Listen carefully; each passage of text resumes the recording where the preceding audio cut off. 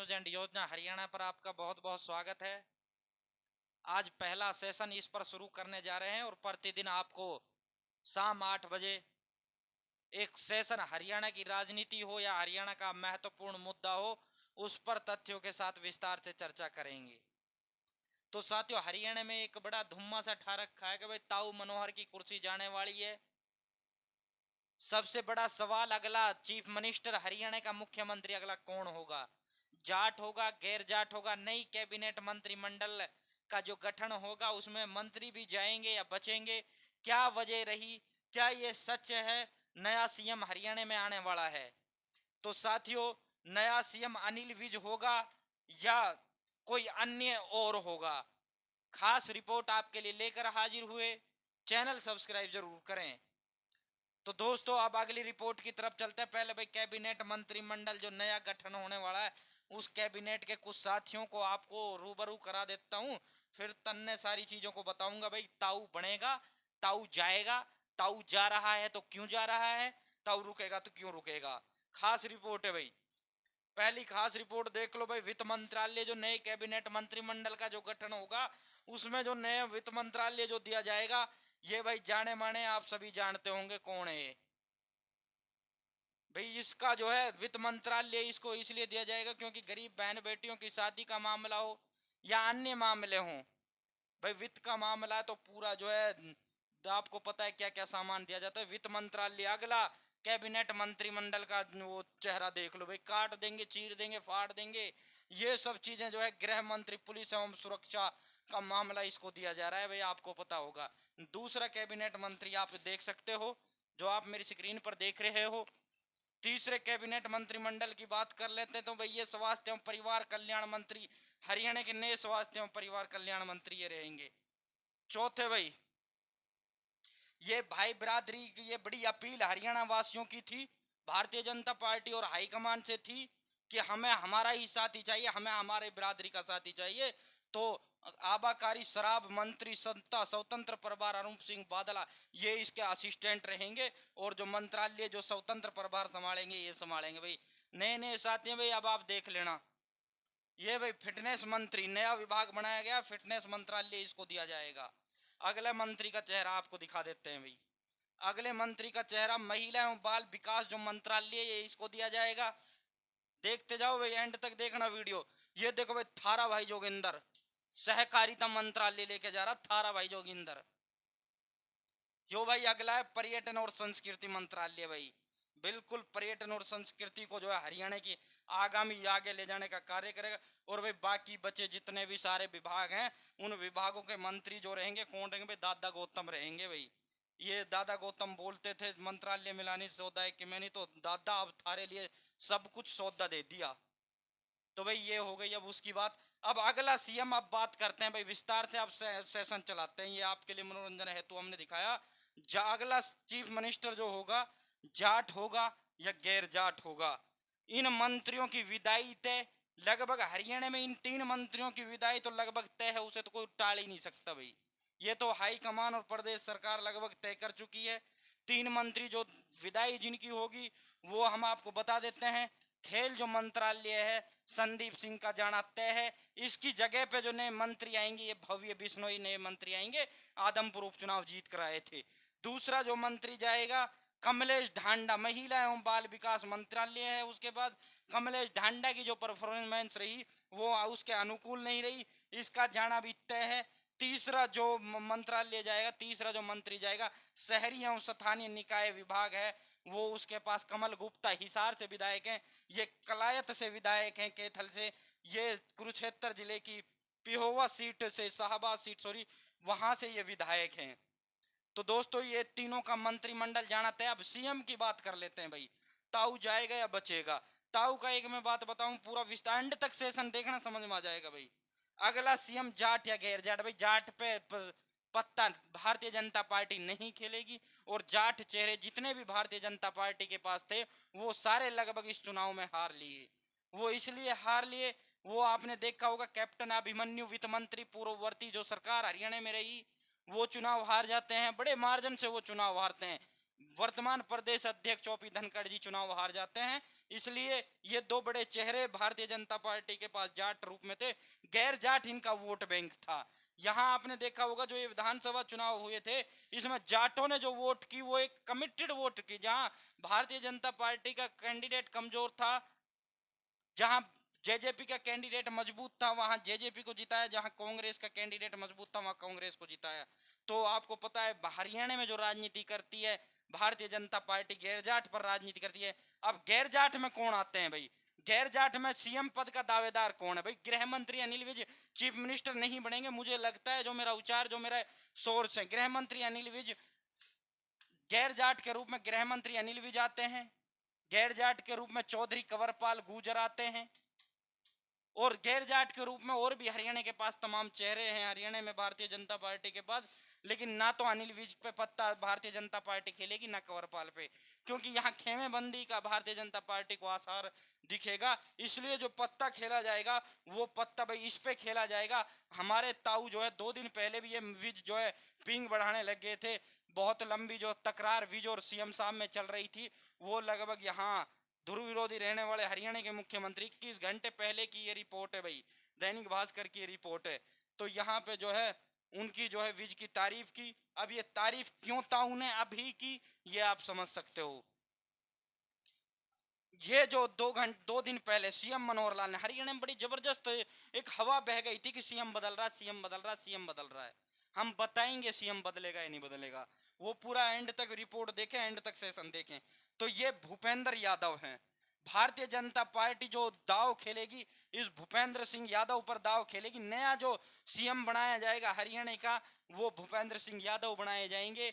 हम आपको आज ही इसकी जानकारी दे रहे हैं। ताऊ मनोहर 2 दिन पहले जाते हैं। फिलहाल ये केंद्र पर्यावरण मंत्री, सबसे बड़ी बात इसकी मजबूत जो पक्ष इसका है, यह आरएसएस जो मजबूत पक्ष इसका है। दूसरी बड़ी बात, शांत स्वभाव के नेता हैं। तीसरी बड़ी बात, हरियाणा में तमाम जो भारतीय जनता पार्टी के गुट हैं, चाहे वो संगठन के तौर पर हो, चाहे किसी भी नेता के तौर पर हो, सभी को यह चेहरा स्वीकार्य होगा। अब गृह मंत्री अनिल विज को बना दिए तो फिर उसमें अनिल विज के बराबर के जो नेता हैं, बहुत नेता है भारतीय जनता पार्टी के पास हैं। कंवरपाल गुर्जर के कद के नेता हरियाणा में भाजपा के पास हैं। तो इसलिए उन पर दाव भाजपा, ये भारतीय जनता पार्टी नहीं खेलेगी। साफ छवि का नेता है और हमेशा सेंटर की राजनीति की है, राज्य में कोई वो नहीं है। दूसरा गैर जाट चेहरा है। तीसरी सबसे बड़ी बात, अहीरवाल क्षेत्र से आते हैं, जहां दोनों बार भारतीय जनता पार्टी को पूर्ण रूप से समर्थन अगर किसी क्षेत्र ने दिया तो वो अहीरवाल ने दिया। चौथी बड़ी बात, इंद्रजीत जो राव, इंद्रजीत हमारे गुड़गांव लोकसभा क्षेत्र से जो सांसद हैं, उनकी जो है बराबर का कल लीडर आ जाएगा। उनको जो है यादव जो एक छत्र है वो उनका खत्म हो जाएगा। वो एक प्रकार से मेन स्ट्रीम से दूर ही रहते हैं। हम राव इंद्रजीत की आपको बताएं तो वो चाहे कांग्रेस में रहे हों, चाहे अब फिलहाल भारतीय जनता पार्टी में लगातार 2 बार एमपी बन चुके हैं, यहाँ भी 3-4 बार एमपी बने, लेकिन हमेशा सत्ता के विरोध चलना उनकी आदत रहा है। तो दोस्तों, केंद्रीय मंत्री भूपेंद्र सिंह यादव नए हरियाणा के मुख्यमंत्री होंगे। दूसरी अब बड़ी बात भाई, इन पे मोहर कब लगेगी, अगली बात भाई। ये भूपेंद्र सिंह यादव हो गया, पूरी रिपोर्ट दिखाएंगे ताऊ की कुर्सी क्यों चुनेंगे भाई। एक रिपोर्ट हाल ही में आई थी कि पीएम श्री नरेंद्र मोदी जी ने भी इशारों इशारों में इसको मनोहर लाल को संकेत दे दिया। आरएसएस ने भी लगभग संकेत इनको दे दिए थे। आरएसएस की एक मीटिंग होती है पंचकुला में, उन्होंने साफ बोलते हैं भाई हम इस बार जो है उस पर नहीं लड़ सकते, जो पिछली टर्म का जो वो था।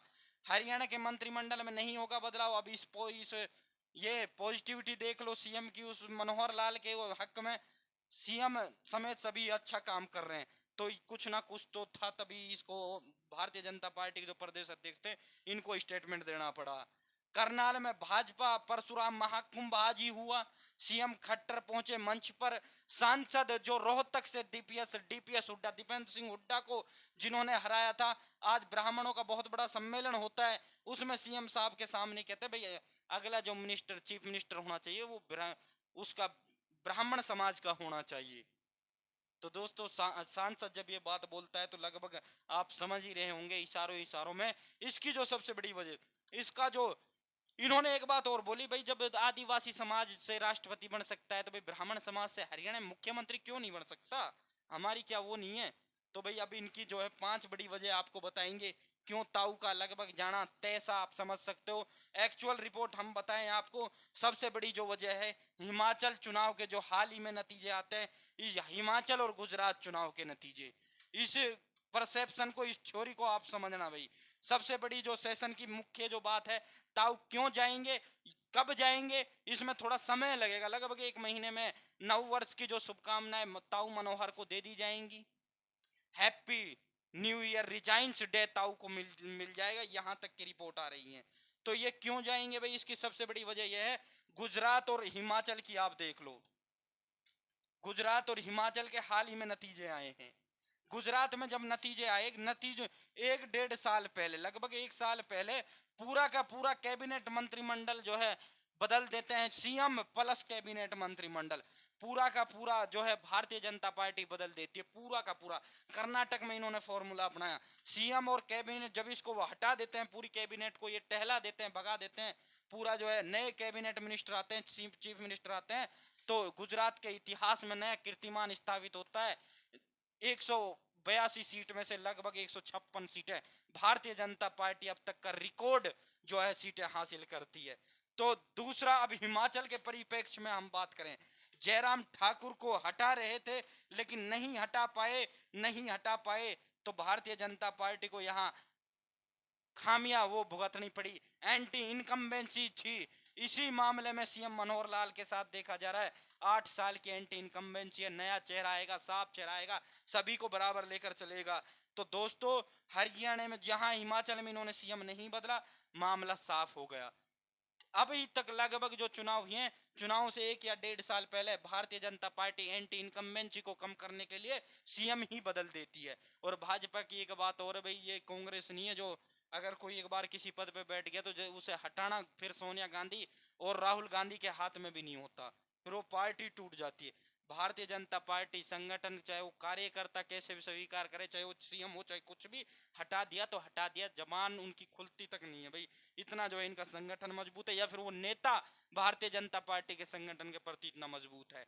तो दोस्तों, दूसरी बड़ी वजह बेरोजगारी, हरियाणा में लगभग जो है 37.3% के साथ नंबर 1 है बेरोजगारी पर। हाल ही में आरएसएस की एक बैठक होती है पंचकुला में, बहुत बड़े आरएसएस के एक नेता कहता है नौकरियों पर इस बार चुनाव नहीं लड़ पाएंगे, पिछला हमने चुनाव नौकरी पर लड़ा था, इस बार नहीं लड़ पाएंगे, हरियाणा में बेरोजगारी।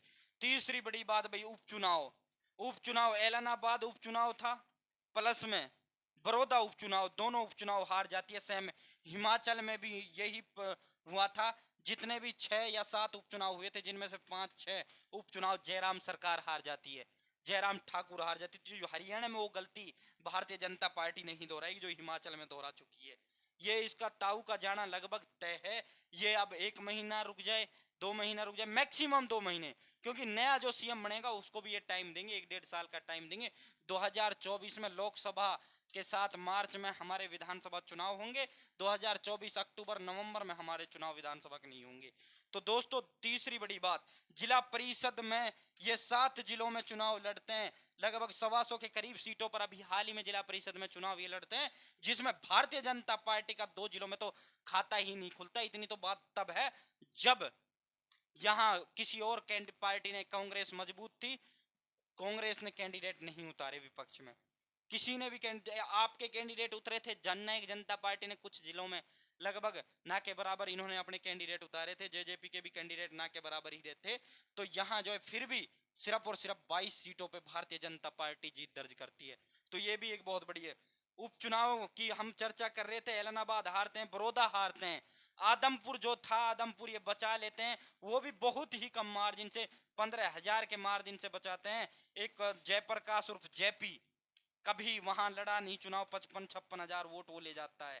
तो वहां भी ये भजनलाल परिवार की वजह से अपनी साख यहाँ भारतीय जनता पार्टी के आदमपुर में बचती है, क्योंकि वो उनका गढ़ लगभग 12 से 13 टर्म से लगातार चलता आ रहा है। तो दोस्तों, किसान आंदोलन एक बड़ी वजह रही, जिस प्रकार हरियाणा सरकार का फेल्यूर किसान आंदोलन के उसमें देखने को मिला, और भी अन्य अन्य प्रमुख कारण हैं। तो भाई, ताऊ मनोहर आपके जाने वाले हैं, ये कब जाएंगे? और ताऊ ने आज एक बात और बोली है भाई, ये देख लो, हरियाणा सीएम का कुर्सी से हटाने पर निशाना। मनोहर बोले, कुछ लोग रात को सपने में सोचते हैं कि मुख्यमंत्री बदल जाएगा, ताऊ बदलने वाला, थोड़ा टाइम ले, आपका भी वो आएगा। तो यहाँ यही इसी पे कटाक्ष इन्होंने किया था, ताऊ ने कटाक्ष जो किया था अरविंद शर्मा पे कटाक्ष ये किया था, यहाँ अरविंद शर्मा ने इसी मंच पे बोला था कि ब्राह्मण समाज का सीएम होना चाहिए। तो दोस्तों ये आज की खास रिपोर्ट, प्रतिदिन आपको ऐसे तथ्यात्मक रिपोर्टें हम पेश करेंगे। साथियों इसमें हम आपको टाइम बता देते हैं, लगभग ये जो ताऊ का बदलना तय है। ताऊ एक बेहतरीन सीएम मैं इसे मानता हूं। ताऊ का बदलना लगभग तय है और नया जो सीएम होंगे वो भूपेंद्र यादव हरियाणा के नए सीएम होंगे। फिलहाल के लिए इतना ही। YM न्यूज एंड योजना हरियाणा चैनल को सब्सक्राइब करें। जो भी इसमें हमें कुछ एक्स्ट्रा ऐड करना या कुछ भी सेशन में, कल फिर मिलेंगे नए सेशन के साथ। बहुत बहुत धन्यवाद।